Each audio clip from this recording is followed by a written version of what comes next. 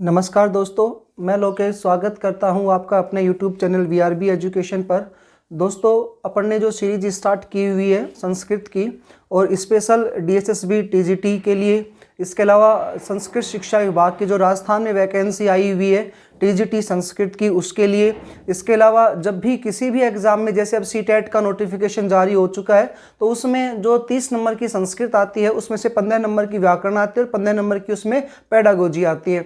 तो जो भी संस्कृत के पेपर्स होते हैं जिनमें भी संस्कृत आती है, चाहे 15 नंबर की आए, चाहे 100 नंबर की आए, चाहे उसमें 10 नंबर की भी आए, तो उसमें व्याकरण का एक बड़ा सा रोल होता है। तो उसी को स्टार्ट किया हुआ है। जो भी फ्रेंड्स हमसे जुड़े, जो भी CTET की तैयारी करे, जो भी रिट की तैयारी करे, या RPSC सेकंड ग्रेड जो टीचर की वैकेंसी आई है उसके लिए तैयारी कर रहे हैं, या आगे आने वाली रिट की वैकेंसी के लिए, सेकंड ग्रेड फर्स्ट ग्रेड की वैकेंसी के लिए, अभी फिलहाल DSSB TGT के लिए जो सिलेबस DSSB के लिए जो भी बच्चे तैयारी कर रहे हैं, उन सभी के लिए ये क्लासेस जो होंगी बिल्कुल सफिशिएंट रहेंगी। और अच्छे से पूरी कोशिश कर रहा हूं, आपको स्टार्ट कर रखा है मैंने संस्कृत में संज्ञा प्रकरण टॉपिक को। दोस्तों, ये जो संज्ञा प्रकरण टॉपिक था, इसके बारे में हमने जब अच्छे से पढ़ा था तो मैंने आपको बताया था, इस टॉपिक को हमने 4 से 5 पॉइंटों में बांट करके पढ़ते हैं। दोस्तों, संज्ञा प्रकरणम का पहला पॉइंट आया था वर्ण विचार टॉपिक। इस टॉपिक में दोस्तों मैंने आपको बताया था कि भाषा क्या होती है, भाषा के कितने रूप होते हैं, उसी भाषा की सबसे छोटी इकाई ध्वनि होती है, क्योंकि उसी के माध्यम से बालक जो होता है सबसे पहले अपने भावों को प्रकट करता है और दूसरों के भाव को ग्रहण करता है।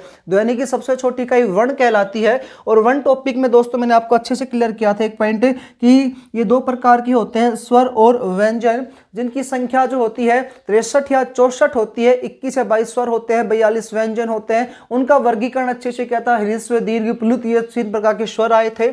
उसके अलावा दोस्तों इसी टॉपिक का फिर हमने दूसरा पॉइंट बनाया था, उसका नाम था उच्चारण स्थान। अभी उच्चारण स्थानों की संख्या जो आई थी दोस्तों, वो आई थी हमारे सामने 8 उच्चारण स्थान आए थे। लेकिन इनके अलावा भी कुछ उच्चारण स्थान आते हैं। 8 उच्चारण स्थानों में अकु विसर्जनम कंठाई चुषणम तालु डिटियर अषाणम मूर्धा, इस प्रकार से लेतुरसनम दंता उपविधमानु ओष्टव एदयितो कंठ तालु ओदौ तो कंठ ओष्टम वकारत से दंतोष्टम जिहा मूल्य से जिहा मूल्यम और उर। इस प्रकार से मैंने आपको 8 भागों में बांट करके उच्चारण स्थान टॉपिक को क्लियर किया। एक सारणी भी इसके लिए बनाई गई थी। तीसरा पॉइंट दोस्तों हमने इस टॉपिक में पढ़ा था माहेश्वरी सूत्र। ये संस्कृत जो भाषा है ये किस में से निकली है? माहेश्वरी सूत्रों से निकली है। ये माहेश्वरी सूत्र किसके द्वारा प्रदान किए गए थे? भगवान शिव के द्वारा प्रदान किए गए थे। उनके द्वारा 14 बार डमरू बजाया गया था। उस डमरू से क्या उत्पन्न हुए थे? 14 माहेश्वरी सूत्र उत्पन्न हुए, जिनसे पाणिनि के द्वारा अष्टाध्यायी नामक पुस्तक लिखी गई। और उसके तहत दोस्तों माहेश्वरी सूत्र के टॉपिक से रिलेटेड जितनी बातें थी, 14 माहेश्वरी सूत्र होते हैं। 15 इसमें इत्संज्ञक वर्ण होते हैं, अंतिम वर्ण हलंत किया जाता है, उसे इत्संज्ञक वर्ण कहा जाता है। उसका सूत्र आया था प्रत्याहारेषु ताम्य ग्रहणम, ये पॉइंट को देखा था। इसके अलावा टोटल 44 प्रत्याहार होते हैं। उन 44 प्रत्याहारों के बारे में अपने सामान्य जानकारी प्राप्त की थी। अगला पॉइंट आता है दोस्तों इस टॉपिक का, ये कंटिन्यू हमने देखा था वर्ण विचार उच्चारण स्थान माहेश्वरी सूत्रों के बारे में। एक अगला पॉइंट आया दोस्तों इसमें पर्यटन टॉपिक का, यतन या पर्यटन। ये जो यतन या पर्यटन क्या कहलाता है? तो ये हमने इसको बताया था कि वर्णों को बोलने के लिए हम जो प्रयास करते हैं उसे यतन या पर्यटन कहा जाता है। और ये यतन या पर्यटन 2 प्रकार के होते हैं, एक अभ्यंतर पर्यटन और एक बाह्य पर्यटन होता है। मुख के अंदर की क्रियाएं जो होती है ये अभ्यंतर पर्यटन कहलाती है, और मुख के बाहर की जो क्रियाएं होती है दोस्तों उसे बाह्य पर्यटन कहा था।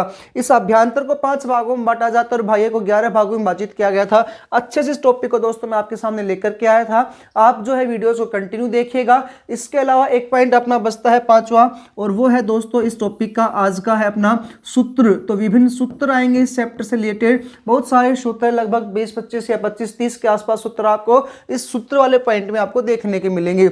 एक बात और दोस्तों, ये जो भी मैं आपके सामने पढ़ा रहा हूं, जैसे वर्ण विचार टॉपिक पढ़ाया क्लास फर्स्ट में, दूसरा उच्चारण स्थान, तीसरा माहेश्वरी सूत्र, चौथा पर्यटन यतन, 5वां माहेश्वरी सूत्र। तो जो भी टॉपिक जो आपके सामने आ रहे हैं ना, ये कंटिन्यू आपको PDF में मिल जाएंगे। PDF मिल रही है आप लोगों के लिए, बिल्कुल फ्री PDF दे रहा हूं। लेकिन आपको क्या करना पड़ेगा, हमारे YouTube से, जैसे चैनल नाम है VRB एजुकेशन, इसी VRB एजुकेशन के नाम से ही दोस्तों प्ले स्टोर पर जाना है। आपको प्ले स्टोर से VRB एजुकेशन का ऐप डाउनलोड करना है। वहां जैसे ही जाओगे ना, तो वहां पर आपको फ्री, यहाँ पर आपको मिलेगा फ्री जो चीज़, जो भी हमारे द्वारा जो फ्री डॉक्यूमेंट्स वगैरह उपलब्ध करवा रखे हैं, तो वहां पर फ्री डॉक्यूमेंट्स वगैरह में आपको जाना है। फ्री डॉक्यूमेंट्स में आप जैसे जाओगे तो ऊपर मिलेगा आपको DSSB PDF क्लासेज। तो वहां से दोस्तों आपको PDF मिलेगी। यदि आप लोग पहले वाली वीडियो नहीं देख पाए हैं तो उनको जरूर देखिएगा। और दूसरी बात, PDF को कंटिन्यू करिएगा, नोट्स हैं एक तरीके से, वो PDF निकालना और वीडियोस को कंटिन्यू देखते जाना, अच्छे से आपका टॉपिक जो होगा क्लियर हो जाएगा। दोस्तों आज का जो टॉपिक आता है वो कौन सा आता है, अपना सूत्र का आता है। फिर भी किसी भी बच्चे को कोई भी प्रॉब्लम आती है तो आप कमेंट में जरूर बताएं कि सर हमारी ये प्रॉब्लम, उसको सोल्व करने के पूरा दायित्व मैं लेता हूं जी। सूत्र टॉपिक स्टार्ट कर रहा हूं दोस्तों। इसका मैं संज्ञा प्रकरणम का लास्ट पॉइंट आता है सूत्र। दोस्तों ये सूत्र बहुत सारे आएंगे और बहुत सारे सूत्र है तो जाहिर सी बात है इनसे बहुत बार पेपर में क्वेश्चन पूछे जाते हैं। और आप जानते हो राजस्थान की जो 2nd ग्रेड की भर्ती है, राजस्थान की जो 1st ग्रेड की भर्ती है, उसमें से इस संज्ञा प्रकरण में से 10 क्वेश्चन एज इट इज आपको मिलेंगे। बात करें CTET के पेपर की, जिसका नोटिफिकेशन अभी भी जारी हुआ है, उसमें से आपको 2 क्वेश्चन 101% इस टॉपिक से मिलते हैं संज्ञा प्रकरण में से। और कौन से पार्ट में से आ जाए, हो सकता है आपके सामने वर्ण विचार में से पूछ ले, हो सकता है उच्चारण स्थान में से पूछे, महाशय सूत्र में से पूछे, यतन में से पूछे, सूत्र में से पूछे, कैसे भी आ सकता है वो आप थोड़ा सा ध्यान से इनको देखते चलिएगा। सूत्र है दोस्तों, पहला सूत्र पहला सूत्र है सुप्तिंग पदम विभक्तिश्च। सुप्तिंग पदम विभक्तिश्च, ये अपना सूत्र है भाई। सुप्तिंग पदम विभक्तिश्च, ये पहला सूत्र है। तोड़ते हैं इसको, देखिएगा। एक शब्द है इसमें सुप, और दोस्तों एक पद है इसमें तिंग। सुप और तिंग, ये जो पद होते हैं ना, सुप और तिंग, इनमें विभक्तियां चलती है, उनकी विभक्ति संज्ञा बनती है। सुप तिंग पदों की क्या होती है, विभक्ति सूत्र होता है, पदों की विभक्ति संज्ञा होती है। सुप तिंग पदों की विभक्ति संज्ञा होती है, विभक्ति संज्ञा होती है। दोस्तों इस सुप के अंतर्गत 21 प्रत्यय आते हैं। सुप के अंतर्गत कितने प्रत्यय आते हैं, 21 प्रत्यय आते हैं। और दोस्तों इस तिंग के अंतर्गत आते हैं 18 प्रत्यय। सुप के अंतर्गत 21 प्रत्यय आते हैं और तिंग के अंतर्गत दोस्तों कितने प्रत्यय आते हैं, 18 प्रत्यय आते हैं। इस 21 प्रत्यय सुप का जो प्रयोग है, सुप का प्रयोग किस में किया जाता है, तो दोस्तों सुप का जो प्रयोग है, 21 प्रत्ययों का जो प्रयोग है ना, वो अपन किस में करेंगे, तो प्रातिपदिक अर्थों में किया जाता है। ये प्रातिपदिक अर्थ क्या होता है दोस्तों, तो इसको प्रातिपदिक अर्थ कहते हैं कि जिसका अर्थ निकले, यानी सार्थक शब्दों को प्रातिपदिक कहा जाता है। सार्थक अर्थ को क्या कहा जाता है, प्रातिपदिक कहा जाता है। तो सुप का प्रयोग किस लिए किया जाता है, प्रातिपदिक अर्थ या सार्थक शब्द बनाने के लिए सुप का प्रयोग करेंगे। और बात करें 18 प्रत्ययों का प्रयोग या तिंग का जो प्रयोग है ना भाई, वो किसके लिए किया जाता है, तो दोस्तों इसका जो प्रयोग किया जाएगा वो किया जाता है, ये तो आया था प्रातिपदिक अर्थ में, और ये आएगा धातु के निर्माण में। तो धातु निर्माण में किसका प्रयोग होता है, तो तिंग का प्रयोग होता है। अब दोस्तों ये 2 प्रकार की धातु हमारे सामने निकल करके आती है। एक तो होती है आत्मनि पद धातु, आत्मनि पद धातु, और एक होती है दोस्तों इसमें परस्मयी पद धातु। छोटा सा चैप्टर है इस टॉपिक का, लेकिन ये समझो इतना इंपॉर्टेंट है क्योंकि 10 क्वेश्चन दिलाने वाला है, तो एक एक क्वेश्चन आपसे पेपर में पूछेगा भाई, एक एक पॉइंट इसका क्लियर करो आप। तो सुप तिंग पदम विभक्तिश्च ये हमारा सूत्र था। ये कह रहा है कि सुप और तिंग पदों की कौन सी संज्ञा होती है, विभक्ति संज्ञा होती है। अब इसके अंतर्गत 2 शब्द आए, एक सुप और दूसरा है तिंग। सुप के अंतर्गत 21 प्रत्यय आते हैं और तिंग के अंतर्गत 18 प्रत्यय आते हैं। सुप या 21 प्रत्ययों का प्रयोग किसके लिए किया जाता है, प्रातिपदिक अर्थ यानी कि सार्थक शब्दों के निर्माण के लिए। किसके निर्माण के लिए दोस्तों, सार्थक शब्दों, सार्थक शब्दों के निर्माण के लिए इनका प्रयोग किया जाता है। इसका प्रयोग किया जाता है धातु निर्माण के लिए, इसका प्रयोग किया जाता है के लिए प्रयोग। अब ये धातु कितने प्रकार की होती है, तो आत्मनि पद और परस्मयी पद 2 प्रकार की धातु होती है। इसी को थोड़ा सा आगे देखिएगा। अब मैं लेके चलता हूं 21 प्रत्यय कौन से हैं या 18 प्रत्यय कौन से हैं। ठीक है भाई, पॉइंट टू पॉइंट समझना है आप, ये टॉपिक का वेरी वेरी इंपॉर्टेंट है। दोस्तों ये पहले तिंग से स्टार्ट कर देता हूं मैं। तिंग धातु, तिंग का या धातु का प्रत्यय, तिंग या धातु के प्रत्यय, तो इनकी संख्या कितनी आती है, 18 है। पहला पॉइंट है पुरुष। आप जानते हो 3 पुरुष होते हैं।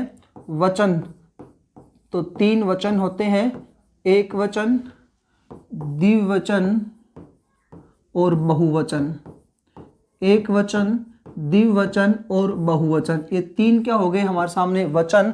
पुरुष कितने होते हैं दोस्तों? तीन पुरुष होते हैं। एक है प्रथम पुरुष, एक है भाई इसमें मध्यम पुरुष, और एक आता है उत्तम पुरुष। प्रथम पुरुष, मध्यम पुरुष और एक आता है दोस्तों इसमें उत्तम पुरुष। अब मैं इसको दो भागों में विभाजित करूंगा। इस सारणी बना रहा हूं आपके सामने, ये दो भागों में विभाजित होगी दोस्तों। वही एक वचन, द्विवचन और बहुवचन के रूप में।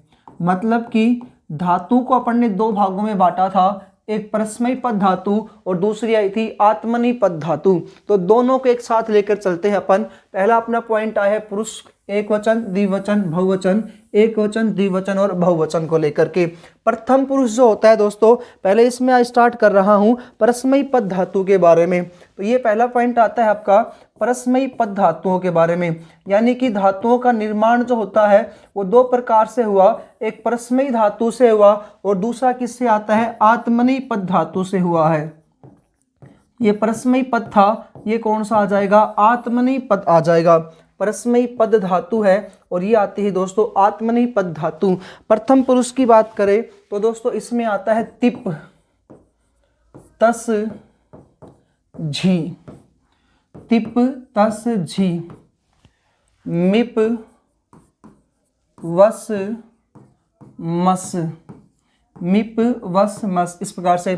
तो पढ़ती, पढ़ता है, पठंती, पठसी, पढ़ता है, पठत, माफ कीजिएगा, तिप तस जी, तिप तस जी। फिर है दोस्तों सिप थस थ, माफ कीजिएगा, सिप थस थ। और फिर आता है इसमें मिप वस, मिप वस और फिर है दोस्तों मस। तो ये तीन प्रकार से हो गया आपका परस्मयी पद धातु का। एक वचन, द्विवचन, बहुवचन। पुरुष हो गए तीन, प्रथम पुरुष, मध्यम पुरुष और उत्तम पुरुष। ठीक है जी। इस प्रकार से तिंग में धातु आती है जिसमें कितने प्रत्यय आते हैं? 18 प्रत्यय आते हैं। तिप तस सी, मिप वस मस, सॉरी सिप थस है और मिप वस मस। तो ये आ गया आपका परस्मयी पद का। तिप तस जी, सिप वस, सिप थस है, मिप वस मस। अब बात करते हैं इसका, यानी कि ये तो थी परस्मयी पद धातु के 18 प्रत्यय वाले पॉइंट है ना। तो अब इसका देखते हैं। इसका आता है तय, आताम, तय, आथाम, झ, थस, आताम, थ। और इसका इट, वही और महंग, इट, वही और महिंग। तय, आताम, झ, थास, आथाम, ध, इट, वही, महिंग, इट, वही, महिंग। तय, आताम, झ,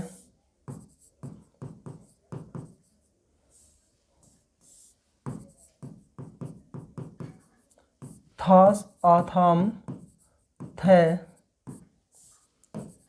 इट, वही, महिंग। तो ये पॉइंट है भाई आपका आत्मनेपद पद का। अब जाकर के आपका एक सूत्र पूरा हुआ है। अपन ने सूत्र स्टार्ट किया सुप तिंग पदम विभक्तिश्च। तो विभक्ति संज्ञा किसकी होती है?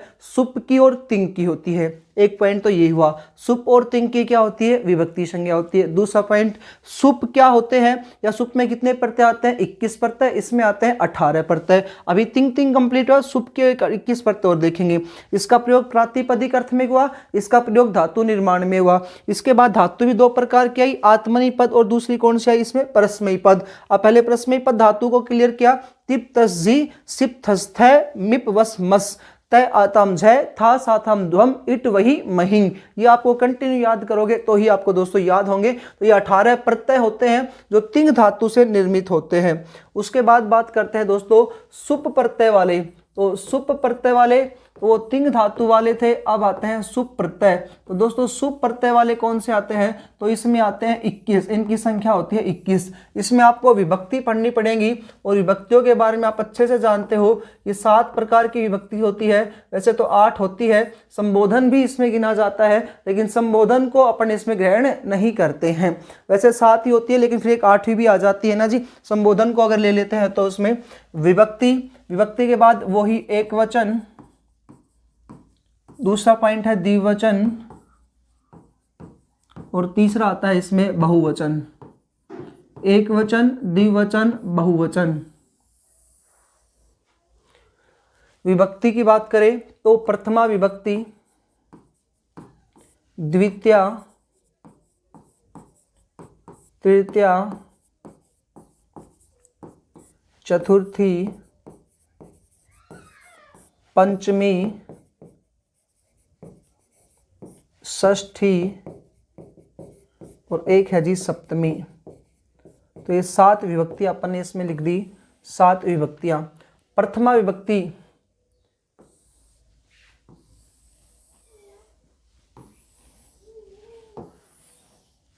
प्रथमा विभक्ति दोस्तों ये आपको याद करने पड़ेंगे, जैसे उसके 18 प्रत्यय को याद किया है ना, वैसे इसका भी याद करना पड़ेगा आपको। तो ये प्रत्यय स्टार्ट होते हैं आपके सु औ जस, सु औ जस। भाई ये इंपॉर्टेंट है और लगभग पेपरों में से क्वेश्चन पूछे जाते हैं। सु औ जस, अम आउट सस, अम आउट सस। सु औ जस, अम आउट सस। टा भ्याम भ्यस, टा भ्याम भिस, टा भ्याम भिस। चौथा आता है इसमें डे भ्याम भ्यस, डे भ्याम भ्यस, डे भ्याम भ्यस। इसी प्रकार से 5वीं का है डसी भ्याम भ्यस, डसी भ्याम भ्यस।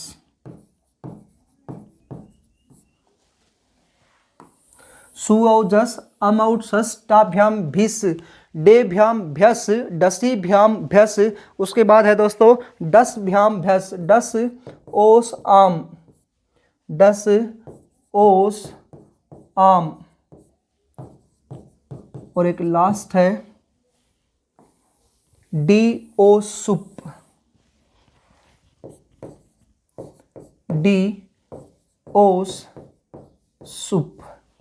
तो ये हो गए भाई आपके 21 प्रत्यय जो सुप में आते हैं। 21 प्रत्यय आते हैं। तो सुप तिंगम पदम विभक्तिश्च, इस सूत्र से सुप और तिंग इन दो का प्रयोग आया। सुप में 21 प्रत्यय आते हैं, तिंग में दोस्तों 18 प्रत्यय आए थे। उन 18 प्रत्यय को हमने इस पॉइंट में जाना था पीछे वाले में। तो ये सुप था, अब है तिंग का आया। ये तिंग में दोस्तों हमने ये 18 प्रत्ययों को देखा। उसके अलावा सूत्र की बात करें तो सूत्र हमारे सामने ये था सुप तिंग पदम विभक्तिश्च। एक सूत्र क्लियर हुआ भाई। क्वेश्चन कैसे पूछेगा, तो क्वेश्चन दोस्तों इससे अपना ये आएगा सुप तिंग पदम विभक्तिश्च सूत्र से किसकी विभक्ति संज्ञा सूत्र हुआ है, तो सुप और तिंग का हुआ है। क्वेश्चन दूसरा पूछेगा सुप में कुल कितने प्रत्यय आते हैं 21, तिंग में कितने आते हैं 18। सुप का प्रयोग किसके लिए किया गया, तो प्रातिपदिक अर्थ या शब्दों को बनाने के लिए इसका किया गया है। तिंग का प्रयोग किसके लिए किया जाता है, धातु निर्माण के लिए। धातु कितने प्रकार की बनेंगी, दो। एक तो होता है दोस्तों आत्मनेपद पद और दूसरी आती है परस्मैपद पद। सार्थक शब्द का अर्थ क्या होता है, प्रातिपदिक अर्थ क्या होता है कि जिसका अर्थ निकले वो सार्थक शब्द कहलाता है। उसके बाद ये 18 प्रत्यय आए थे तिंग के, एक परस्मैपद पद का और दूसरा आता है भाई इसमें आत्मनेपद पद का। नेक्स्ट पॉइंट हमने इसमें देखा था कि इसमें सुप प्रत्यय आते हैं, उनमें 21 आते हैं। सुप के अंतर्गत 21 आते हैं। सु औ जस, अम औ सस, त्या भ्याम भिस, डे भ्याम भ्यस, डसी भ्याम भ्यस, डस ओस आम और डी ओस सुप। ये सप्तमी में 7 विभक्तियां आपको देखनी पड़ेंगी। ये पॉइंट था दोस्तों आपका इसका विभक्ति संज्ञा सूत्र का। दूसरा अपना सूत्र आता है वो है प्रसन्निकर्ष संहिता, यानी कि संहिता का सूत्र। दोस्तों इतना इंपॉर्टेंट है क्योंकि जब संधि आप पढ़ोगे तो उसमें यही पॉइंट मिलेगा आपको। संहिता सूत्र क्या होता है? वर्णों को मिलाना, वर्णों को आपस में मिलाना। अब वो वर्ण कौन से होंगे जो आपस में मिलेंगे? वर्णों को आपस में मिलाना जो अत्यंत संयोगी है, जो अत्यंत निकट होते हैं, उन्हें दोस्तों अपन क्या कहते हैं? जो अत्यंत निकट हो या संयोगी हो, उन वर्णों को आपस में मिला दिया जाता है, उसे कहा जाता है संहिता। और संहिता का सूत्र होता है प्रसन्निकर्ष संहिता। प्रय का दोस्तों अर्थ होता है बाद में, और सन्निकर्ष यानी निकट, बाद वाले वर्णों के निकट होने पर कौन सी सूत्र होता है? तो संहिता संज्ञा सूत्र होता है। प्रसन्निकर्ष संहिता, इस सूत्र का अर्थ है बाद वाले वर्णों के, पर यानी दोस्तों बाद वाले, पर का अर्थ होता है बाद वाले वर्णों के, अत्यंत बाद वाले वर्णों के, इसका अर्थ है अत्यंत निकट होने पर, अत्यंत निकट होने पर, अत्यंत निकट होने पर संहिता होती है। अब दोस्तों संहिता का अर्थ ही होता है संयोग, संयोग भी कह सकते हैं इसको। इसी को अपन बोलेंगे मेल, इसी को बोलेंगे मिलाव, और इसी को दोस्तों जोड़ बोलते हैं। मेल, मिलाव, जोड़ना, जोड़, और दोस्तों इसी को अपन बोलेंगे पर्व। ठीक है भाई, तो मेल मिलाना, संयोग से जोड़ना, पर्व करना, ये किस में आता है? आपका संहिता आता है। अब जैसे आपको एग्जांपल देख के देखे तो जैसे करके अपन लिख रहे हैं यहाँ पर, यथा, जैसे एक शब्द है, मैं मेरा ही नाम ले लेता हूँ, लोक। लोकेश शब्द है दोस्तों। अब इस लोकेश शब्द का संधि विच्छेद किस प्रकार से होता है?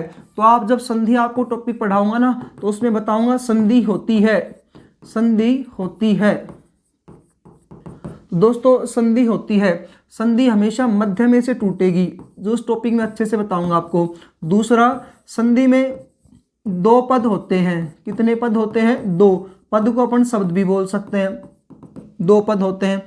तीसरा, ये जो दो पद होंगे उनमें से भी कौन से पद में संधि होगी? दोस्तों एक तो होता है पूर्व पद और दूसरा होता है इसमें उत्तर पद।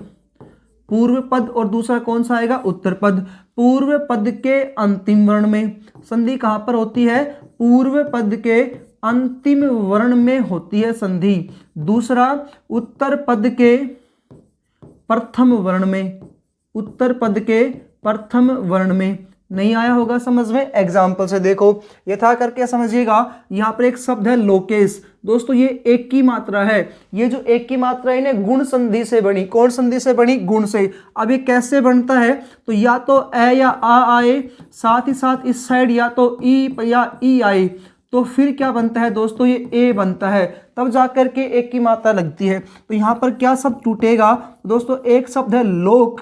लोक में से ए निकालेंगे और इधर क्या निकलेगा? ईस, और ए और ई मिलकर के फिर क्या हुआ? यहाँ पर ए हुआ। तब जाकर के दोस्तों यहाँ पर कौन सी संधि बनी है आपकी? मतलब कि वर्णों का क्या हुआ? यहाँ पर मिलना। और दोस्तों मिलना हुआ ना, तो उसे मिलने को अपन क्या बोलते हैं? संहिता बोलते हैं जी। ठीक है भाई, आया समझ में? दोबारा से रिपीट करता हूं, संहिता सूत्र होता है। तो प्रसन्निकर्ष संहिता, ये सूत्र किसका है? बाद वाले अत्यंत निकट वर्णों होते हैं, बाद वाले अत्यंत निकट। निकट ये वाला वर्ण था ए, इधर ई, इन दोनों का क्या हो गया? मिलन। और मिलन होते एक नया शब्द बन जाता है, एक विकार उत्पन्न होता है, उसे संहिता कहा जाता है। संधि हमेशा मध्य में होती है। संधि में दो पद होते हैं, पूर्व पद और उत्तर पद। संधि टॉपिक पढ़ाऊंगा उसमें आपको अच्छे से इसको क्लियर करूंगा भाई। अगला आता है दोस्तों, इसमें दूसरा सूत्र हो गया। तीसरा सूत्र आता है, ये था संहिता। अब है जी संहिता, संहिता सूत्र, वो था संहिता। अब कौन सा है दोस्तों? संहिता सूत्र। और संहिता सूत्र का है आदिरत्येन, आदिरत्येन संहिता, वो संहिता था और ये है संहिता। आदिरत्येन संहिता, आदिरत्येन संहिता। वो दोस्तों क्या था? संहिता। ये है संहिता। संहिता में तो क्या हुआ था? ये हुआ था मिलना, मिलना संहिता। और यहाँ पर कहता है कि जो वर्ण जो होते हैं ना, जो प्रत्याहार होते हैं, जो अपन ने पढ़ा था, ये प्रत्याहार का सूत्र होता है। तो आदिरत्येन संहिता किसका सूत्र है? यह प्रत्याहार का सूत्र है। प्रत्याहार, प्रत्याहार कितने होते हैं तो आप अच्छे से जानते हो, 44 प्रत्याहार होते हैं। तो 44 प्रत्याहारों का क्या है? ये सूत्र है भाई। अब जो 44 प्रत्याहार होते हैं, उन 44 प्रत्याहारों में संज्ञा का विधान करता है। तो क्या इसका पॉइंट है? यह सूत्र प्रत्याहारों में, यह सूत्र प्रत्याहारों में संज्ञा का विधान करता है। आपसे पेपर में इतना सा क्वेश्चन पूछा जाएगा, प्रत्याहार सूत्र कौन सा है? संज्ञा का विधान करता है। संज्ञा का सूत्र प्रत्याहार का सूत्र कौन सा है? तो क्या आएगा आपका? तो ये आदिरत्येन संहिता होता है। ये किसमें विधान करता है? प्रत्याहारों में। और किसका विधान करता है दोस्तों? संज्ञा का विधान करता है। क्लियर है भाई पॉइंट? पहले आया था संहिता, अब आ रहा है संहिता। ओके जी, आगे देखते हैं अगला। अगला सूत्र है हलो अंतरा संयोगे। हलो अंतरा संयोगे। तो दोस्तों ये संयोग सूत्र है। एक सेकंड रुकिएगा। संयोग सूत्र, संयोग सूत्र। और संयोग सूत्र कौन सा होता है? उसका नाम है हलो अंतरा संयोग है। हलो अंतरा संयोग है। ये दोस्तों संयोग सूत्र है। और ये सूत्र क्या कहता है? इसकी तो परिभाषा पता नहीं कितनी बार आरपीसी ने पूछी है, फर्स्ट ग्रेड और सेकंड ग्रेड के पेपर में लगभग पूछा जाता है कि किनके व्यवधान रहने पर होता है। तो दोस्तों ये कहता है इसका सूत्र का, अच वर्णों से व्यवधान रहित। अच वर्णों, अच में कौन कौन से वर्ण आते हैं? ए आता है, ई आता है, उ आता है, ण नहीं आता, री आता है दोस्तों, लिरी आता है, कै नहीं आता, ए आएगा, ओ आएगा, आई आएगा और दोस्तों एक आएगा औ। तो ये और लास्ट में च नहीं आता है। ये कह रहा है अच वर्णों से व्यवधान। अच वर्णों से व्यवधान, व्यवधान का अर्थ क्या है? तो भाई यहाँ पर रुकावट। अच वर्णों से व्यवधान या रुकावट। ये कंटिन्यू आप इसको देखोगे तो ही समझ में आएगा। रहित हल वर्णों की, रहित हल वर्णों की। अब दोस्तों हल वर्ण में बाकी सारे माहेसूत्र में आप इनको पढ़ चुके हो, अच और हल, यानी कि दो प्रकार के होते हैं माहेसूत्र, एक अच और दूसरा आता है हल। अच में तो ये सारे सारे स्वर आते हैं और हल में सारे सारे व्यंजन। तो मैं लिख सकता हूं सभी व्यंजन, सभी व्यंजन। भाई इन व्यंजनों में अपन कैसे लेकर के स्टार्ट कर देंगे और फिर मैं तक और फिर यह वह रेल है, फिर ये और से है, छह क्षत्रिय त्रिशूल ज्ञ ज्ञानी, इनको और शामिल कर दिया जाता है। तो सारे हल व्यंजन। तो हल यानी सभी व्यंजन। परिभाषा दोबारा सुनिएगा, अच वर्णों से व्यवधान रहित हल वर्णों की, हल वर्णों की संयोग संज्ञा होती है। हल वर्णों की कौन सी संज्ञा होती है? संयोग संज्ञा होती है। इतना इंपॉर्टेंट है ये सूत्र, बहुत बार पेपर में पूछा गया है। संयोग संज्ञा होती है। क्वेश्चन इतना सा आएगा, संयोग संज्ञा होती है, ऑप्शन क्या मिलेगा? अच वर्णों की होती है, हल वर्णों की। तो आपको क्या आंसर करना है उसका? हल वर्णों की। हल वर्णों की क्या होती है दोस्तों? संयोग संज्ञा। लेकिन ये कब होगी? जब अच वर्ण हो गए, उसका रुकावट नहीं होना चाहिए। अच वर्ण का क्या नहीं होना चाहिए? रुकावट। ठीक है भाई, रहित का अर्थ होता है दूर होने चाहिए। अच दूर होगा, हल दूर होगा, फिर अच का संयोग नहीं होगा, पर किसका संयोग होगा? हल का। हल वर्णों का संयोग होता है, ये होता है आपका हलो अंतरा संयोग में। दोस्तों यथा करके इसका एग्जाम्पल देखते हैं। जैसे देखिएगा, एक शब्द मैंने लिखा यहाँ पर इंद्र। अब दोस्तों यहां पर आप देखो, ये न है, ये क्या है? न व्यंजन वर्ण है, बेशक से आधा हो और सीधा इसके बाद क्या आया? द आया, है ना जी। और इसके बाद ये द भी आधा है और फिर इसमें आया र। तो इस प्रकार से ये शब्द जो हो गया ना आपका, ये किस में जाएगा? ये जाएगा संयोग संज्ञा में, यानी हलो अंतर संयोग से नद्र शब्द की यहां पर कौन सी संयोग, क्या कौन संज्ञा हुई है? संयोग संज्ञा हुई है। एक एग्जांपल और देखिएगा, एक शब्द आया दोस्तों राष्ट्र। क्या शब्द है? राष्ट्र शब्द है। अब इस राष्ट्र शब्द में आपको दिख रहा है ये र है, इसमें आ मिला हुआ है, ये स है, आधा है, उसके बाद सीधा व्यंजन आ गया, फिर नीचे र है भाई, ठीक है। अब टै में तय मिल जाएगा, तय भी आधा है क्योंकि नीचे र है, ठीक है। तो यहाँ पर भी ये सटर शब्द में यहाँ पर आधा स है, फिर उसके बाद सीधा क्या आ चुका है, यहाँ पर व्यंजन वर्ण आया, फिर नीचे भी यहाँ पर व्यंजन वर्ण और फिर नीचे स्वर में इसमें र में ए मिलता है।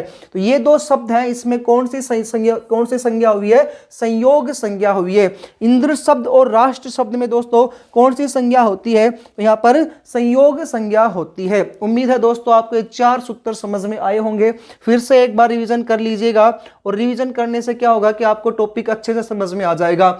संज्ञा प्रकरण टॉपिक स्टार्ट किया, ये 4 टॉपिक अच्छे से वीडियोस में डाउनलोड, ये वीडियो आपको भेज दी गई, प्लेलिस्ट में कंटिन्यू मिलेंगी।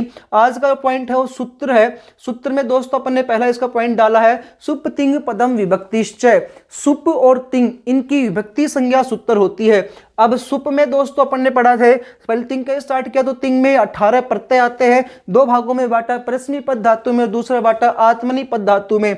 उसके बाद 21 अपन ने इसमें पढ़े थे सुप प्रत्यय, तो वो सुप प्रत्यय आपसे पेपर में पूछेगा। उसके बाद आता है दोस्तों इसमें संहिता, दूसरा सूत्र था अपना संहिता का, परसन्निकर्ष संहिता, ये वर्णों को मिलाने वाला सूत्र होता है, तो ये वो वाला पॉइंट आया। उसके बाद आया दोस्तों संहिता, आदि रत्यन संहिता, ये क्या करता है?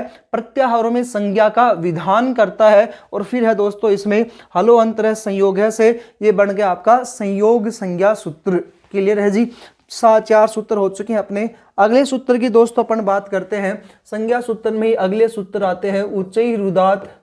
संज्ञा सूत्र में दोस्तों ये 3 सूत्र और याद रखिएगा। इनमें कौन कौन से आते हैं? एक तो आता है उदात संज्ञा सूत्र। कौन सा संज्ञा सूत्र है भाई इसमें? उदात संज्ञा सूत्र।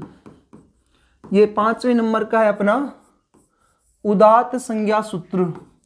उदात संज्ञा सूत्र कौन सा है?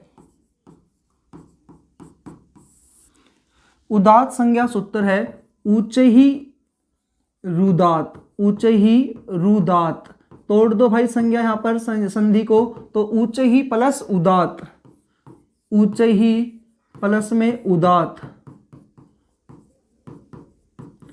ऊंचे ही प्लस में उदात। ये क्या कहता है? तो इसकी परिभाषा है कि उच्चारण स्थान के,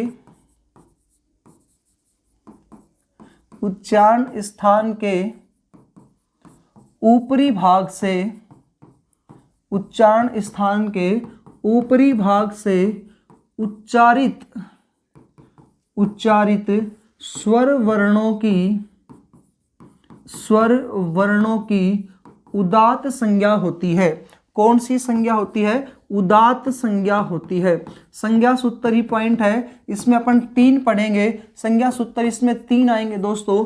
एक आ रहा है उदात, दूसरा अपन पढ़ेंगे अनुदात, और फिर आता है स्वरित। मैं यहाँ पर नाम लिख देता हूँ इनके। पहला है उदात संज्ञा सूत्र, दूसरा नाम है दोस्तों इसमें अनुदात संज्ञा सूत्र इस सूत्र में, और तीसरा आता है इसमें समाहार स्वरित से बनेगा स्वरित संज्ञा सूत्र। देखिएगा पॉइंट अच्छे से क्लियर हो जाएगा। और लगभग पेपरों में इससे रिलेटेड भी क्वेश्चन एक पूछा गया है, क्योंकि 10 नंबर आते हैं और 10 क्वेश्चंस आएंगे, 10 नंबर के आएंगे अपने आरपीएससी वाले में। तो दोस्तों इंपॉर्टेंट बड़ा है ये टॉपिक। देखिएगा उदात संज्ञा सूत्र में यहाँ पर यथा करके मैं कैसे लिख रहा हूँ, कह रहा है कि उच्चारण स्थान के ऊपरी भाग से उच्चारित स्वरों की कौन सी संज्ञा होती है?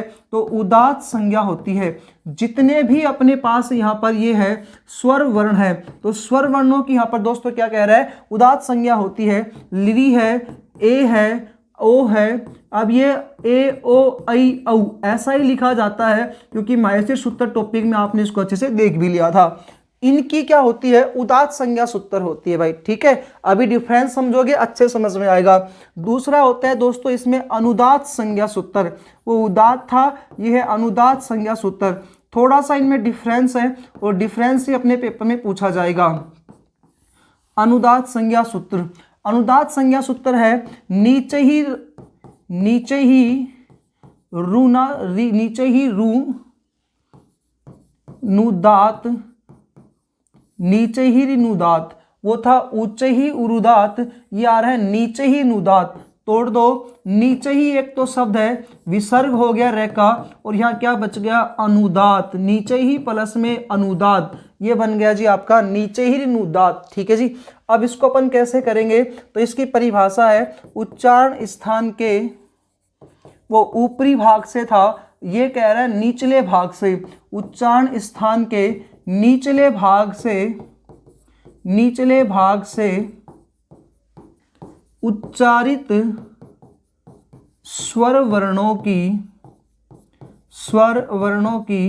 अनुदात संज्ञा होती है, स्वर वर्णों की अनुदात संज्ञा होती है, अनुदात संज्ञा होती है।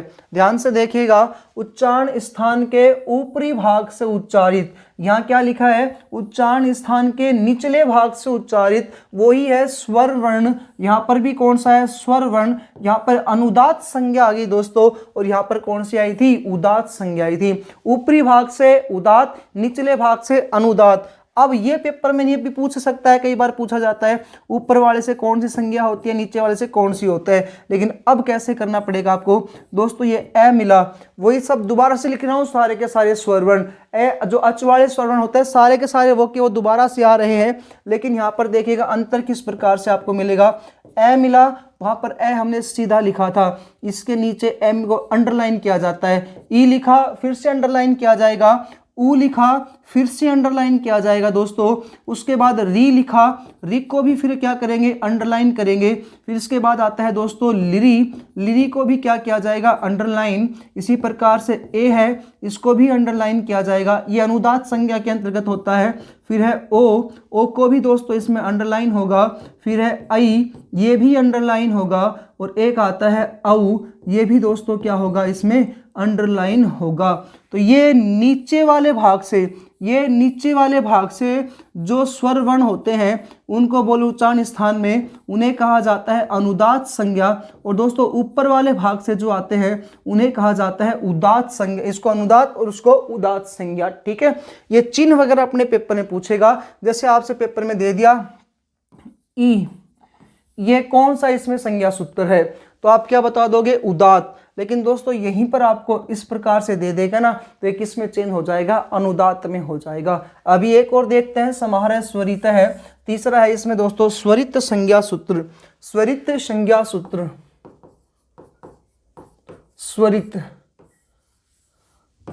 स्वरित संज्ञा सूत्र। यदि दोस्तों आपको क्लास अच्छी लगे लाइक जरूर करें, अपने दोस्तों के साथ शेयर करें, कमेंट में प्लीज़ आपसे रिक्वेस्ट करता हूं यस और नो ज़रूर बताएं, ताकि मुझे पता चले कि जो मैं पढ़ा रहा हूं आपको समझ में आ रहा है या नहीं आ रहा, या बेफालतू में ऐसे बस क्लासेस डाल रहे हैं हम लोग। तो इसके लिए आप थोड़ा सा ये कष्ट और ज़रूर करें हमारे लिए। समाहार स्वरित है, और एक पॉइंट और, जो भी दोस्त हमसे जुड़े हैं ना प्लीज़ वो हमसे एक जो कंटिन्यूटीज वीडियो को देख रहे हैं या आगे देखेंगे, तो वो लोग प्लीज़ ये यस और नो का लिए कमेंट में ज़रूर करें कि सर अच्छी क्लासेस लग रही हैं, इसके लिए आपका बहुत धन्यवाद करूंगा मैं, प्लीज़ आप ऐसा करिएगा। अगला पॉइंट है दोस्तों स्वरित संज्ञा सूत्र, तीसरा था ये, और समाहार स्वरित इसका सूत्र होता है, ये क्या कहता है उच्चारण स्थान में उदात व अनुदात दोनों के धर्मों की या गुणों की, दोनों के धर्मों या गुणों की स्वरित संज्ञा होती है। दोनों का युक्त होना चाहिए भाई, ये इसकी कौन सी संज्ञा हो जाएगी आपकी स्वरित संज्ञा होती है। अब दोस्तों यथा करके कैसे क्वेश्चन पूछा जाएगा आपसे, यथा आएगा, उस यथा में इस प्रकार से जैसे ए लिखा था वैसे ही मैंने यहाँ पे लिखा ई, उसी प्रकार से लिखा ऊ, उसी प्रकार दोस्तों इसमें लिखा है री, या री बड़ा है छोटा जो भी, उसी प्रकार से हमने यहाँ पे लिखा लिरी, क्योंकि एच वर्ड वाले सारे के सारे आ जाएंगे इसमें, ए है, ओ है, और फिर है आई, और फिर आता है दोस्तों औ। अब दोस्तों यहाँ पर क्या मिलेगा आपको, ऊपर वाला एक यहाँ पे डंडा खींचा मिलेगा, ए के ऊपर, ई के ऊपर, ऊ के, री, ली, ए, ओ, आई, औ, सब के ऊपर। तो इनकी कौन सी संज्ञा सूत्र होती है, इनकी होती है स्वरित संज्ञा सूत्र। डिफरेंस ज़्यादा इंपॉर्टेंट है। इसमें डिफरेंस क्या आया था, सिर्फ और सिर्फ सारे के सारे नेक कहीं सीधे अर्थ लिखे हुए, कोई शब्द लिखे हैं उनमें कुछ भी वर्ण में कोई दिक्कत नहीं आई आपको, लेकिन यहाँ पर नीचे अंडरलाइन कर दिया गया और दोस्तों यहाँ पर क्या किया गया, ऊपर एक डंडी खींच दी गई। ये होते हैं स्वरित संज्ञा सूत्र, ये वाले आए थे सीधे सीधे मिले तो उदात्त संज्ञा सूत्र, ये वाले आते हैं दोस्तों अनुदात्त संज्ञा सूत्र। बोलो यस, तो यस, आगे बढ़ते अपन। ये था दोस्तों पांचवा सूत्र अपना जो था संज्ञा सूत्र को लेकर के। इसके बाद दोस्तों अपना अगला सूत्र आता है 7वें नंबर पे बात करते हैं सवर्ण संज्ञा सूत्र। दोस्तों सवर्ण संज्ञा सूत्र, सवर्ण संज्ञा सूत्र भाई या तो आपसे नाम पूछ लेता है पेपर में कि कौन सा क्या है, और या फिर आपसे इस सूत्र के बारे में पूछता है। दोस्तों इसमें 3 सूत्र पढ़ेंगे अपन। एक सूत्र आता है री लिरी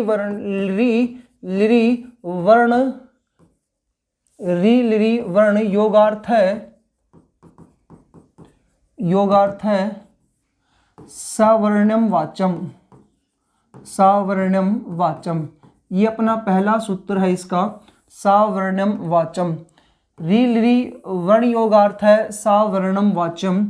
ये कहता है री और लिरी, री तथा लिरी वर्ण एक दूसरे के बोधक होते हैं, वर्ण एक दूसरे के बोधक यानी कि समान होते हैं, एक दूसरे के बोधक होते हैं, एक दूसरे के समान होते हैं।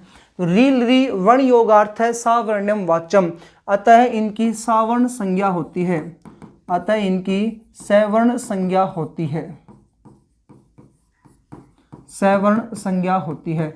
री वर्ण योगार्थ है सावर्णम वाचम। इससे कह रहा है कि री और लिरी दोनों वर्ण जो होते हैं ये एक दूसरे के समान होते हैं, इसलिए इनकी सवर्ण संज्ञा होती है। हमने जब जो टॉपिक उच्चारण स्थान पढ़ाया भी था तो मैंने आपको उ कालो अच ह्रस्व दीर्घ प्लुतय एक सूत्र बताया था। उसमें मैंने बताया था कि ए ई उ री इनके 18 भेद होते हैं। री के कितने भेद होते हैं दोस्तों, 18 भेद होते हैं। और लिरी जो होता है इसका दीर्घ नहीं होता है, इसलिए इसके केवल 12 ही भेद होते हैं। लेकिन इस सूत्र से री लिरी वर्ण योगार्थ है सवर्णम वाचम, इस सूत्र से री और लिरी इन दोनों को दोस्तों मिला दिया जाता है तो 18 + 12 इजकल टू क्या बन जाएगा, इनके टोटल इनके कितने वर्ण आते हैं, टोटल 30 आ जाएंगे दोस्तों इसमें। तो 30 इनके उच्चारण स्थान होते हैं। ये भी अनेकों बार पेपर में आया हुआ क्वेश्चन है, री के कितने भेद होते हैं, तो उच्चारण स्थान में इनके भेद होते हैं 30 भाई। ठीक है जी, तो 30 भेद आते हैं री लिरी के। सिर्फ री के पूछे 18, सिर्फ लिरी के पूछे तो इसमें कितने आते हैं 12, और दोनों को मिला दिया गया 30। लिरी का दीर्घ नहीं होता है इसलिए यहाँ पर आते हैं 12। इसके अलावा मैंने पीछे वाली वीडियो में आपको बताया था कि किन किन का दीर्घ आदेश नहीं होता है वर्ण विचार में, तो लिरी का और इस लिरी तो दीर्घ में आ जाएगा। और ऐसे 4 स्वर वर्ण है जिनका ह्रस्व नहीं होता है, वो है ए ओ आई औ। ये पीछे वाली वीडियो में मैंने आपको बताया है। यदि आपको समझ में नहीं आया ये वाला पॉइंट तो कमेंट में करें, और पीछे वाली वीडियो जरूर कंटिन्यू देखेगा क्योंकि वहां से मैंने इसको सेटअप कर भी दिया था। फिर भी नहीं आता है दोस्तों, फिर से बता देता हूं। ये है स्वर वर्ण ए ओ आई और औ। इनके कह रहा है टोटल भेद कितने होते हैं, 12 होते हैं। क्यों? क्योंकि ये ह्रस्व नहीं होता इनका, यानी कि ये छोटे वर्णों में नहीं गिने जाते, यानी कि ये एक मात्रिक स्वर नहीं है। इस वजह से लिरी जो होता है ये केवल इसमें नहीं गिना जाता, क्योंकि लिरी वर्ण का क्या नहीं होता है, दीर्घ नहीं होता है, दीर्घ नहीं होता है। इसी प्रकार से यहाँ पर कह रहा है कि इनका भी क्या नहीं होता है, ह्रस्व नहीं होता है, तो इनका ह्रस्व दीर्घ एक मात्रिक नहीं होता है। इसलिए दोस्तों इनके भी कितने भेद होते हैं, 12 भेद होते हैं। भाई हमने स्वरों को 2 भागों में बांटा था, ह्रस्व स्वर, दीर्घ स्वर और प्लुत स्वर। अब ह्रस्व स्वर कौन कौन से हैं, ए ई उ री, ये 5 ही आए थे, यानी कि और सॉरी एक लिरी, ए ई उ री लिरी, ये 5 इसमें स्वर वर्ण आए थे। कौन से स्वर वर्ण आए थे, ये ह्रस्व स्वर वर्ण आए थे। यानी कि 5 जो ह्रस्व स्वर वर्ण आए हैं ना, इन 5 ह्रस्व स्वरों के इसमें से लिरी जो आता है इसका दीर्घ नहीं होता, तो सीधा फिर हमने वहां पर क्या किया, बड़े दीर्घ में पढ़ा तो आ ई ए आ ई उ, री का बड़ा आया, लिरी का बड़ा नहीं आया, फिर ए ओ आई औ, तो उनकी संख्या 8 आई थी दीर्घ वाले में। तो वहां से आप इसको जरूर देखिएगा कौन से छोटे होते हैं कौन से बड़े होते हैं। तो एक पॉइंट वो आपका री लिरी वर्ण योगार्थ है, सवर्णम वाच्यम। दूसरा आता है दोस्तों इसमें तुल्यास्य प्रयत्नम सवर्णम, तुल्यास्य प्रयत्नम सवर्णम, तुल्यास्य प्रयत्नम सवर्णम। अब ये आपको मैंने बताया था एक टॉपिक जिसमें हमने उच्चारण स्थान से रिलेटेड ही था, और उसके बाद एक आया था यतन टॉपिक, है ना जी। एक उच्चारण स्थान में आया था तालु, और दोस्तों एक आया था यतन में जिसमें मैंने अभ्यंतर बाह्य प्रयत्न। अगर वो वीडियो आपने देखी है तो आपको ये समझ में आ जाएगा भाई सूत्र। लेकिन मेन चीज ये कंटिन्यूटी, कंटिन्यू रहोगे तो टॉपिक समझ में आएंगे दोस्तों, नहीं तो मैं इस चीज का आपको नहीं बता सकता। तालु आदि उच्चारण स्थान कह रहा है, तालु आदि उच्चारण स्थान, यानी कि टोटल उच्चारण स्थान जितने भी हैं, तो उच्चारण स्थान में 8 उच्चारण स्थान होते हैं, सभी बता रहे जी। तालु आदि उच्चारण स्थान तथा, अब दोस्तों कह रहा है अभ्यंतर प्रयत्न। अब मैंने प्रयत्नों को 2 भागों में बांटा था, एक था बाह्य प्रयत्न और दूसरा कौन सा आया था, अभ्यंतर प्रयत्न। तालु आदि उच्चारण स्थान तथा अभ्यंतर प्रयत्न, ये दोनों जिन वर्णों के समान होते हैं, ये दोनों जिन वर्णों के समान होते हैं, जिन वर्णों के समान होते हैं, समान होते हैं, उनकी सवर्ण संज्ञा होती है। उनकी दोस्तों कौन सी संज्ञा होती है, सवर्ण संज्ञा होती है। यानी कि ये जिस जिसके समान होंगे उसकी कौन सी संज्ञा होती है, सवर्ण संज्ञा होती है। अभ्यंतर प्रयत्न के अंतर्गत दोस्तों 5 आए थे, हमने अच्छे से जाना था इनको, स्पष्ट, ईसत स्पष्ट, विवर्त, ईसत विवर्त, और एक आया था संवर्त। ये 5 वे, और 8 तालु आदि 8 उच्चारण स्थान, ये दोनों जिनके वर्णों के समान होते हैं उनकी कौन सी संज्ञा होती है, सवर्ण संज्ञा होती है। इस प्रकार से आप इसको पॉइंट को देखिएगा। तीसरा आता है दोस्तों अणुदित्यस्य चा प्रत्यय। तीसरा इसका सूत्र आता है अणुदित्यस्य, अणुदित्यस्य चा प्रत्यय, अणुदित्यस्य चा प्रत्यय, ये अगला सूत्र है आपका। ये कह रहा है अणु। अब दोस्तों एक मैंने आपको बताया था माहेश्वर सूत्र पढ़ा है, तब वहां पर भी इसका जिक्र मैं कर चुका हूं पहले। वैसे तो देखिएगा माहेश्वर सूत्र में होते हैं 14 माहेश्वर सूत्र आते हैं। इन 14 माहेश्वर सूत्रों में 2 बार णकार का प्रयोग मिलता है, ए ई उ न। एक बार तो यहाँ पर मिल गया ण, तो एक बार दोबारा से देखिएगा उस पॉइंट को। एक बार यहाँ पे मिला ए ई उ ण, ये मिला एक बार णकार। दूसरा दोस्तों अभी आगे देखिएगा एक आता है दूसरा माहेश्वर सूत्र री लिरी क। तीसरा है ए ओंग। चौथा है दोस्तों आई उच्च। पांचवा है ये वे रे टे, और चौथा सूत्र आता है इसमें लण। अब ये क्या कह रहा है, ये सूत्र कहता है अण उदितस्य चा प्रत्यय, अण प्लस उदित, अण प्लस उदित। उदित में कौन कौन से आते हैं दोस्तों, तो उदित में आते हैं कु, चू, टू, तू, पू। ये मैंने आपको उस 1 ही 4 टॉपिक में अच्छे समझाए थे, कु, चू, टू, तू, पू। यहाँ पर ऊ वगैरह जो होती है ना, इनका लोप हो जाता है और यहाँ पर क्या बच जाता है, क वर्ग, च वर्ग, ट वर्ग, त वर्ग और प वर्ग। अण उदित कुचुटुप, ये कुचुटुतुप है। चा प्रत्यय, अण और उदित ये जो होते हैं ना जी पहले णकार तक। अब कह रहा है कि अगर हमको ये शब्द मिल जाए, अण को लेकर के आओ, क्वेश्चन ये मिलेगा अण सूत्र में गिने जाने वाले वर्ण है, अण सूत्र में जिन वर्णों को गिनेंगे, गिने जाने वाले वर्ण कौन कौन से हैं, ये क्वेश्चन है जी। ठीक है, अब आप इसको कौन से अण तक गिनोगे भाई, ये णकार तक गिनोगे या ये णकार तक गिनोगे, तो उसी से संबंधित ये सूत्र आता है दोस्तों। अणुदित्यस्य चा प्रत्यय सूत्र क्या कहता है सुनिएगा, अण प्लस कु चु टू तु पै, ये जो होते हैं ना अपने, ये तो यदि प्रत्यय से भिन्न होते हैं तो अपने समान वर्ण के बोधक होते हैं, और इसी सूत्र के कारण न कारण में लास्ट तक न तक लिया जाता है। ये कह रहा है क्वेश्चन मेरा ये था, अण सूत्र में किन किन वर्णों को अपन गिनेंगे। तो दोस्तों इस सूत्र से क्या कहता है, अण प्लस उदित ये दोनों, अण प्लस उदित ये दोनों अगर प्रत्यय से भिन्न होते हैं, अगर ये क्या ना हो यहाँ पर प्रत्यय, जैसे प्रत्यय अपन पढ़ते हैं तद्धित प्रत्यय कृदंत प्रत्यय, वो यदि प्रत्यय से क्या हो ये भिन्न, तो ये अपने समान आने वाले वर्णों के क्या होते हैं, बोधक होते हैं। तो समान वर्णों के होते हैं भाई बोधक, समान वर्णों के बोधक होते हैं।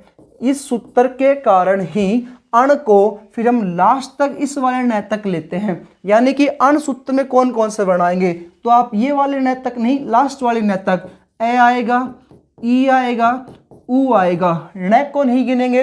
अंतिम वर्ण हलंत होता है, इनको नहीं गिनते हैं क्योंकि इत संज्ञकाम इत संगम, ये इत संज्ञक हो जाते हैं। प्रत्याहारिता प्रत्याहारेषु इताम न ग्रहणम प्रत्याहारम, इत को नहीं ग्रहण करते। ए ई उ आ गया, दूसरा इसमें आएगा री लिरी।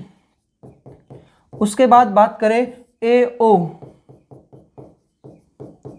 उसके बाद दोस्तों आई औ, फिर ये सारे है ये व रे, है ये व रे, और लास्ट कौन सा आता है दोस्तों इसमें ले। तो ये वाले कारण इस सूत्र के कारण कह रहा है अण सूत्र में ये लास्ट नकार तक लिया जाता है। तो क्वेश्चन आपसे पूछेगा अण सूत्र अण प्रत्याहार के अंतर्गत कितने वर्ण आते हैं, या कौन सा वर्ण आता है कौन सा नहीं आता है। तो आपको अगर सूत्र देता है तो दोस्तों ये लास्ट नकार तक लिया जाएगा। अनुदित से चा प्रत्यय सूत्र ये कहता है अण प्लस उदित अगर प्रत्यय से भिन्न होते हैं तो ये आने वाले, तो वे आने वाले समान वर्ण के क्या होंगे, बोधक होंगे। इसकी परिभाषा लिख देता हूं अनुदित से चा प्रत्यय की। अनुदित से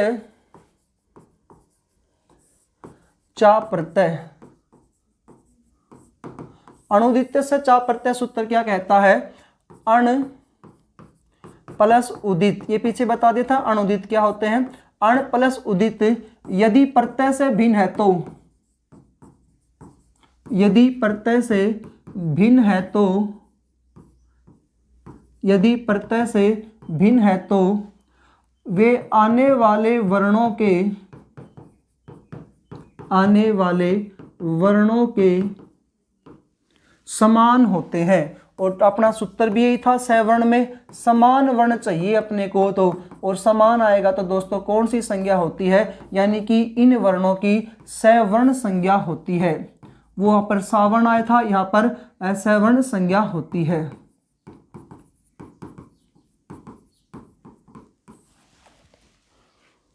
भाई यही था अपना सूत्र।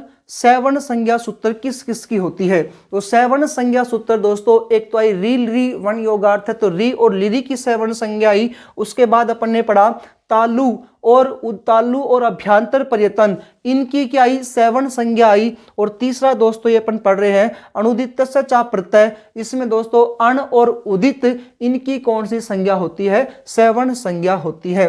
तो नोट डाल के मैं एक पॉइंट लिख देता हूं यहाँ पर, सवर्ण संज्ञा होती है। किसकी सवर्ण संज्ञा होती है, तो दोस्तों सवर्ण संज्ञा किस किस की होगी, पहला है री और लिरी, क्योंकि इन दोनों का भी सूत्र के अकॉर्डिंग पढ़ा था। दूसरा अनुदित से चा प्रत्यय अण प्लस उदित, इनकी भी होगी। तीसरा अभी भी पढ़ा था अपने तालु, तो तालु पर्यतनम, तालु और अभ्यांतर पर्यटन, तो अभ्यांतर पर्यटन इनकी भी क्या होगी दोस्तों, सवर्ण संज्ञा होगी। आप चाहते हो तो दोबारा से इस टॉपिक को अच्छे से देखिएगा।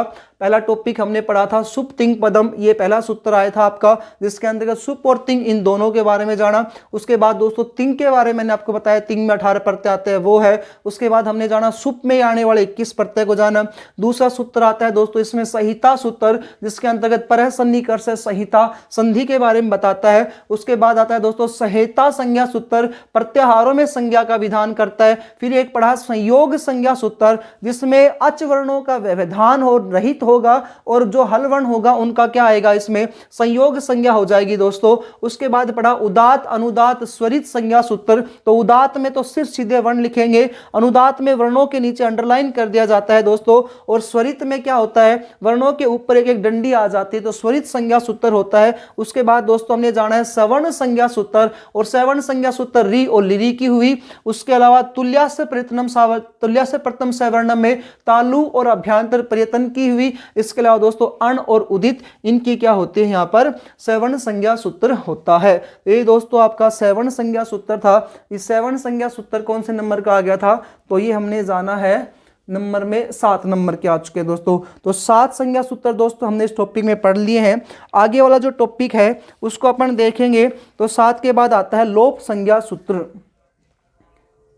लोप संज्ञा सूत्र भाई इस वीडियो को मैं 2 भागों में कन्वर्ट करूंगा, क्योंकि ये सूत्र वेरी वेरी इंपॉर्टेंट है, और जब तक पूरे नहीं होते हैं तो इनमें से क्वेश्चन फिर आपके कंफ्यूजन में ही जाएंगे दोस्तों। एक तो आता है अदर्शनम लोपः, और एक है तस्य इतो लोपः संगम स्यात्।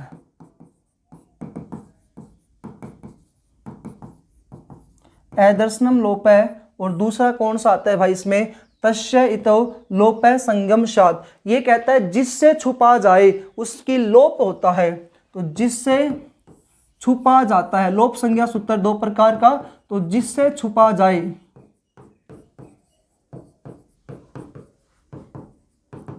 उसका लोप होता है, उसका क्या होता है, लोप होता है। यह अब क्वेश्चन क्या पूछता है, ये कहता है भाई कि लोप संज्ञा लोप विधायक सूत्र कौन सा होता है, ये सबसे इंपॉर्टेंट है। तो यह लोप विधायक सूत्र है। यह कैसा सूत्र आता है, लोप विधायक सूत्र। जिससे छुपा जाता है उसमें अदर्शनम लोपः होता है, और यह लोप विधायक सूत्र होता है, यानी कि जो ना दिखाई दे और ना सुनाई दे। तो इसी से रिलेटेड एक सूत्र बनता है प्रसक्तस्य अदर्शनम लोपम संज्ञा स्यात्।